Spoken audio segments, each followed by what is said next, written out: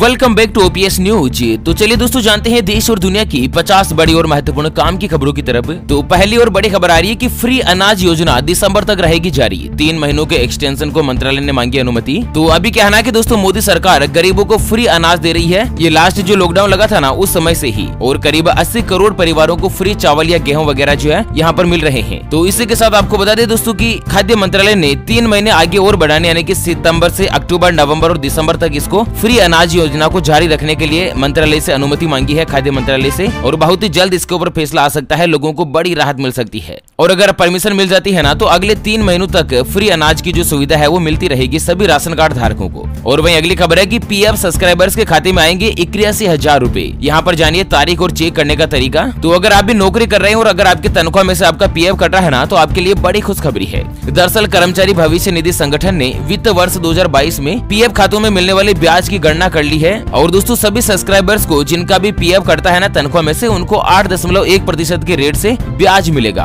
और ये ब्याज जो साल 2022 का रहेगा। और वहीं अगर आप पीएफ खाते का स्टेटस देखना चाहते हैं ना तो एक नंबर बता रहा हूँ मैं आपको, 011-2290-1406। इस नंबर पर आपको मिस्ड कॉल करना है और रिटर्न में आपको मैसेज आएगा जिसमें आपको पीएफ खाते का बैलेंस वगैरह बताया जाएगा, है ना। और अगली खबर है कि इन कस्टमर्स को अब नहीं मिलेगा नया सिम। सरकार ने बदल दिया है नियम। तो अगर आपको भी नया सिम कार्ड खरीदना है ना तो दोस्तों सरकार ने कुछ नियमों में बदलाव किया है। आपको बता दें कि 18 साल के ऊपर के कस्टमर ही अब नए सिम के लिए अप्लाई कर पाएंगे, और 18 साल से छोटे व्यक्तियों को अब नहीं मिलेगा। और इसके अलावा अगर कोई भी शख्स मानसिक रूप से बीमार है तो ऐसे व्यक्ति को भी नया सिम कार्ड जारी नहीं किया जाएगा। अगर कोई भी दुकानदार जो अगर ऐसा सिम कार्ड जारी कर देता है ना तो उसके ऊपर अनुशासनात्मक कानूनी कार्यवाही की जाएगी। चलिए अगली खबर है, सुप्रीम कोर्ट से उद्धव ठाकरे गुट को बड़ा झटका। चुनाव आयोग की कार्यवाही रोकने से किया इनकार। तो हाल ही में सुप्रीम कोर्ट ने शिवसेना के उद्धव ठाकरे ग्रुप को एक बड़ा झटका दिया है। पार्टी के चुनाव चिन्ह को लेकर सुप्रीम कोर्ट में केस चल रहा था। तो ऐसे में कहना है कि चुनाव आयोग को यह निश्चित करना होगा कि शिवसेना का असली हकदार कौन है। चलिए अगली खबर है, फिल्म टिकट के रेट फिक्स करने पर विचार कर रही सरकार।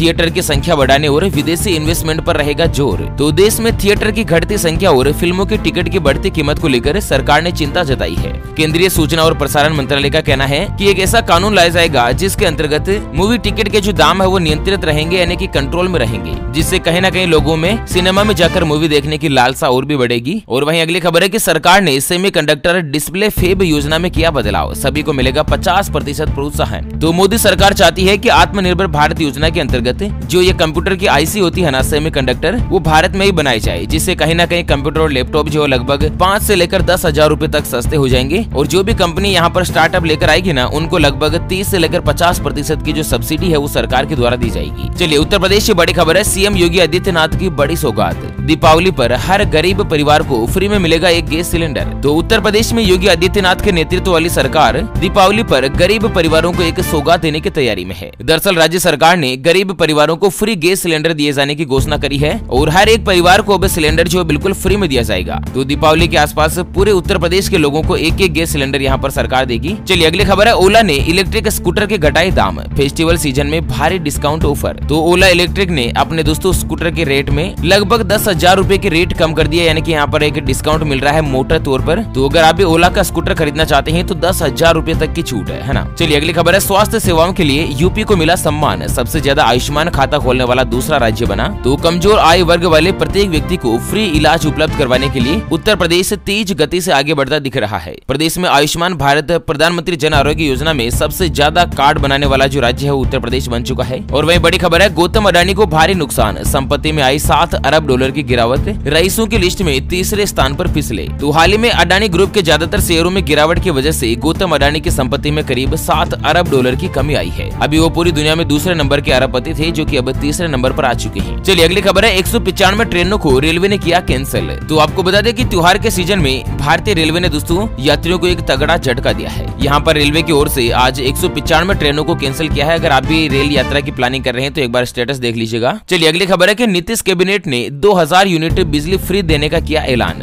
जानते हैं सरकार ने किसे दिया है फायदा। तो स्वास्थ्य विभाग के बाद अब सरकार ने राजस्व और भूमि सुधार विभाग में 7,595 पदों पर वैकेंसीज भी निकाली है। और उसके अलावा क्या है कि अब विधायक और पार्षद को हर महीने 2000 यूनिट जो बिजली है वो बिल्कुल फ्री मिलेगी बिहार में। और उसके अलावा बिहार सरकार जो है ना विद्यार्थियों को 1500 रुपए की मासिक छात्रवृत्ति देने की घोषणा भी कर दी है। कुल मिलाकर दोस्तों सरकार जो बदलती है ना तो कहीं ना कहीं आम जनता को भी फायदा मिलता ही है। चलिए अगली खबर है, दीपावली पर 14 लाख से ज्यादा दीपक से रोशन होगी रामनगरी, हर ग्राम सभा से 10-10 दिए बनवाने का निर्देश। तो उत्तर प्रदेश में रामनगरी अयोध्या में इस साल दीपावली के अवसर पर एक बार फिर से दीपोत्सव मनाते हुए 14 लाख से ज्यादा दिए जलाने का नया विश्व रिकॉर्ड बनाया जाएगा। तो दोस्तों इस बार दीपावली पर अयोध्या का नजारा इस तरह का रहेगा, बिल्कुल यहाँ पर रोशनी में जगमग होती रहेगी। अच्छा अगली खबर है, हर ट्रांजेक्शन पर ग्राहकों को 10% कैशबैक दे रहा है ये क्रेडिट कार्ड। जानते हैं दूसरे ऑफर्स और डिटेल। तो क्या है ना कि सैमसंग एक्सिस बैंक ने क्रेडिट कार्ड लॉन्च किया है और इसमें क्या है ना कि ढेर सारे ऑफर्स दिए जा रहे हैं। और सैमसंग इलेक्ट्रॉनिक्स कंपनी जो एक्सिस बैंक के साथ मिलकर एक क्रेडिट कार्ड लेकर आई है, जिसमें लगभग दोस्तों सैमसंग के जो भी प्रोडक्ट खरीदेंगे ना उसके ऊपर 10% का डिस्काउंट दिया जाएगा। चलिए अगली खबर है, सिलिकोसिस बीमारी से पीड़ित मजदूरों को 1 लाख रुपए व मृत्यु होने पर 4 लाख रुपए देगी सरकार। सत्यानंद भोक्ता ने किया लैब का उद्घाटन। तो झारखंड के श्रम नियोजन और प्रशिक्षण मंत्री सत्यानंद भोक्ता ने इंडस्ट्रियल हाइजीन लेबोरेटरी और सेफ्टी डेमोन्स्ट्रेशन सेंटर का उद्घाटन किया। इस लैब में रांची में ही सिलिकोसिस बीमारी की जांच हो सकेगी। अगर कोई भी व्यक्ति इस बीमारी की चपेट में आ जाता है तो उसे 1 लाख रुपए सरकार के द्वारा दिए जाएंगे और अगर इस बीमारी की वजह से किसी की जान चली जाती है ना तो 4 लाख रुपए का मुआवजा जो बतौर सरकार देगी। और साथ ही अगली खबर है, यात्रियों की सुविधा के लिए दिल्ली मेट्रो का बड़ा कदम। अब तकनीकी खराबी से पहले DMRC करेगा सचेत। तो क्या है ना कि दोस्तों दिल्ली मेट्रो में अगर कोई भी खराबी आ जाती है तो DRDO इसके बारे में पहले ही अपडेट कर देगा। चलिए अगली खबर है कि रेलवे के लाखों कर्मचारियों की बल्ले बल्ले, आज होगा बोनस का ऐलान। दीपावली पर खाते में आएंगे 18,000 रुपए। तो केंद्र सरकार जल्द ही लाखों कर्मचारियों को दीपावली तोहफा देने जा रही है। देश के 11 लाख कर्मचारियों के खाते में मोटा पैसा आने वाला है और सरकार आज होने वाली कैबिनेट मीटिंग में बोनस का ऐलान भी कर सकते हैं। लगभग दोस्तों कयास लगाए जा रहे हैं कि हर एक कर्मचारी के खाते में 18,000 रुपए के आसपास बोनस आएगा। चलिए अगली खबर है कि सेल में इतने सस्ते हुए सैमसंग स्मार्टफोन की कंपनी ने पहले दिन हर घंटे बेचे 50,000 गैलेक्सी फोन। तो अभी क्या है ना कि अमेजोन, फ्लिपकार्ट इन सभी के ऊपर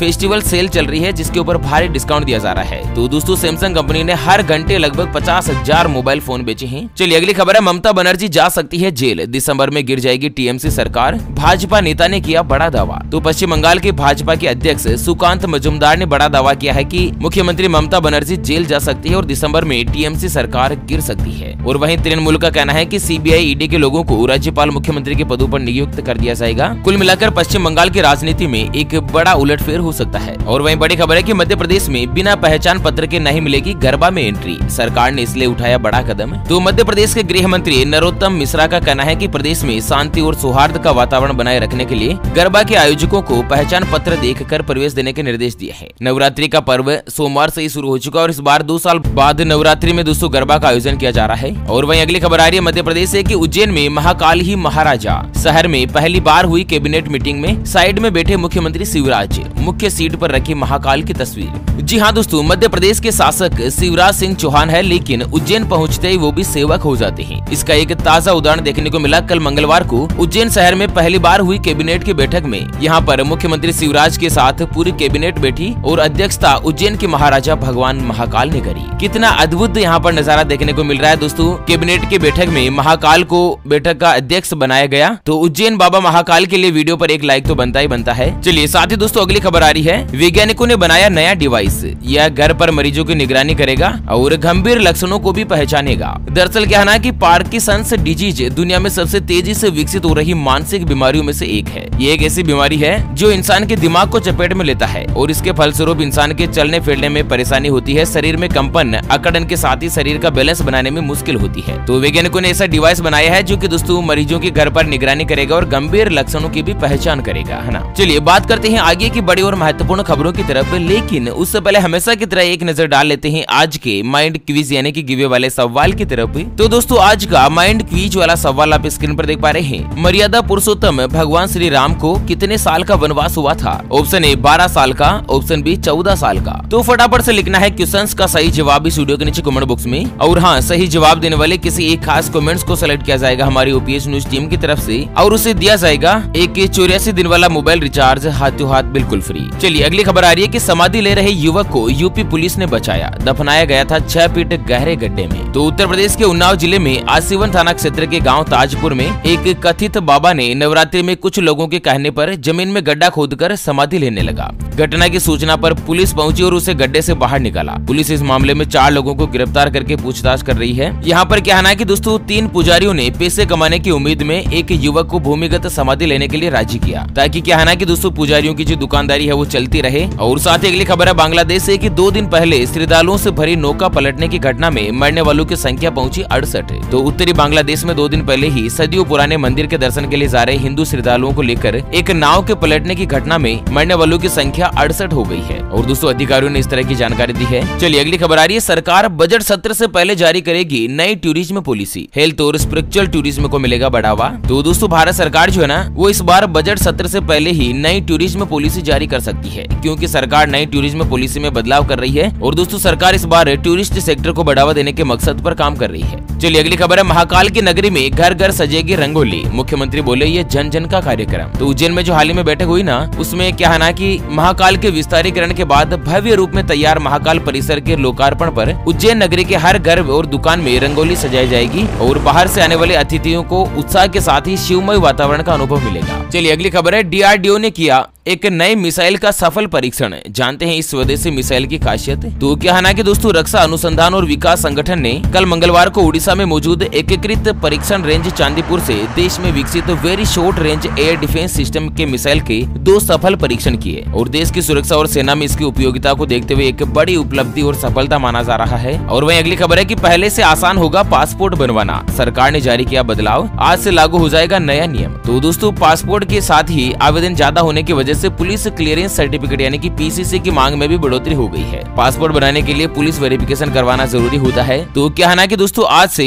विदेश मंत्रालय ने एक नया फैसला लिया है कि पूरे भारत में सभी जो ऑनलाइन डाकघर है ना उसमें भी पुलिस क्लियरेंस वेरिफिकेशन के लिए आवेदन किया जा सकेगा, जिससे पासपोर्ट बनाने वालों को आसानी होगी। और साथ ही अगली खबर है कि 9 महीने के निचले स्तर पर पहुंचा क्रूड ऑयल, जल्द ही सस्ता होगा पेट्रोल और डीजल। तो तेल कंपनियों ने पिछले दिनों कॉमर्शियल गैस सिलेंडर की कीमत में कटौती करी थी। हालांकि कंपनियों ने क्रूड के रेट में लगातार गिरावट के बावजूद भी पेट्रोल डीजल पर किसी भी तरीके का बदलाव नहीं किया। और यहाँ पर आपको बता दें कि पेट्रोल डीजल के जो क्रूड ऑयल है ना कच्चा तेल है उसके भाव बहुत ही ज्यादा गिर गए हैं और इसके मद्देनजर बहुत ही जल्द दोस्तों पेट्रोल डीजल के भाव में गिरावट देखने को मिलेगी। और वहीं अगली खबर है, रिलायंस रिटेल का पहला फैशन लाइफस्टाइल स्टोर लॉन्च। एक ही छत के नीचे 300 ब्रांड के 20,000 प्रोडक्ट मिलेंगे। तो रिलायंस इंडस्ट्रीज के जो मुखिया है मुकेश अंबानी, उन्होंने अपने कारोबार को 3 बच्चों में बांट दिया है। उनकी बेटी ईसा अंबानी के हिस्से में रिटेल कारोबार आया है। ईसा अंबानी की कंपनी रिलायंस रिटेल का पहला fashion lifestyle departmental store Reliance Centro Delhi में शुरू किया गया है। ग्राहक यहाँ से 300 ब्रांड के 20,000 से ज्यादा प्रोडक्ट जो एक ही जगह से खरीद सकते हैं और ग्राहकों के लिए अच्छा खासा फेस्टिवल ऑफर भी दिया जा रहा है। और वहीं अगली खबर है, गूगल इंडिया की government affairs and policy head Archana Gulati ने दिया इस्तीफा। 5 महीने पहले ही ज्वाइन करी थी नौकरी। तो गूगल इंडिया के सरकारी मामले और सार्वजनिक नीति की जो प्रमुख है ना अर्चना गुलाटी, उन्होंने अपने पद से इस्तीफा दे दिया है। वह सरकारी सेवा छोड़ने के बाद सिर्फ 5 महीने ही गूगल के साथ जुड़ी थी। और सूत्रों ने यह जानकारी दी है कि अर्थशास्त्र स्नातक और IIT दिल्ली से PhD गुलाटी इससे पहले नीति आयोग में संयुक्त सचिव यानी कि डिजिटल संचार में रह चुकी है। और वहीं दोस्तों अगली खबर आ रही कि फल ट्रकों को सुचारू नहीं चलने दिया तो जाम कर देंगे श्रीनगर जम्मू राजमार्ग, महबूबा मुफ्ती ने किया बड़ा ऐलान। तो PDP अध्यक्ष महबूबा मुफ्ती ने कल मंगलवार को कहा है कि अगर उनके वाहनों को सुचारू रूप से नहीं चलने दिया गया तो वह फल और ट्रक चालकों के साथ श्रीनगर जम्मू राजमार्ग पर जाम देगी। दरअसल क्या है कि दोस्तों राष्ट्रीय राजमार्ग पर फंसे हुए फलों से लदे ट्रकों पर एक सुगम पारगमन की मांग कर रहे हैं। दोस्तों क्या है ना कि ये जो फलों के ट्रक होते हैं ना वो अगर 2-3 दिन जाम में फंस जाते हैं तो फल अंदर ही खराब हो जाते हैं। तो इसको लेकर महबूबा मुफ्ती ने कुछ आवाज उठाई है। चलिए आज की अगली और अंतिम खबर आ रही है कि टाटा पावर के सोलर एनर्जी सोल्यूशन भारत के गाँव तक भविष्य में पहुंचाएंगे बिजली। तो दोस्तों भारत में शायद ही गर्मी का मौसम किसी का भी पसंदीदा मौसम हो, लेकिन देश की अर्थव्यवस्था के लिहाज से यह मौसम बहुत ही काम का साबित हो सकता है। और भारत में एवरेज 300 दिन ऐसे होते हैं जिन्हें धूप वाले दिन कह सकते हैं। तो दोस्तों क्या है ना कि टाटा पावर सोलर एनर्जी जो है ना वो इसके क्षेत्र में एक बड़ा कदम उठाने जा रही है। और भारत में जो एनर्जी सोल्यूशन है, जो बिजली की जो उपलब्धता है ना, उसको सोलर सेक्टर में ज्यादा से ज्यादा फोकस करने पर विचार कर रही है, ताकि आने वाले समय में सौर ऊर्जा से बिजली बनाई जा सके। ओके फ्रेंड्स, तो इसी के साथ आज के मुख्य समाचारों के अपडेट बुलेटिन को फिलहाल के लिए यहीं पर देते हैं विराम। फिर से होंगे हाजिर एक और नई और काम की खबर के साथ। तब तक के लिए जय हिंद, जय भारत।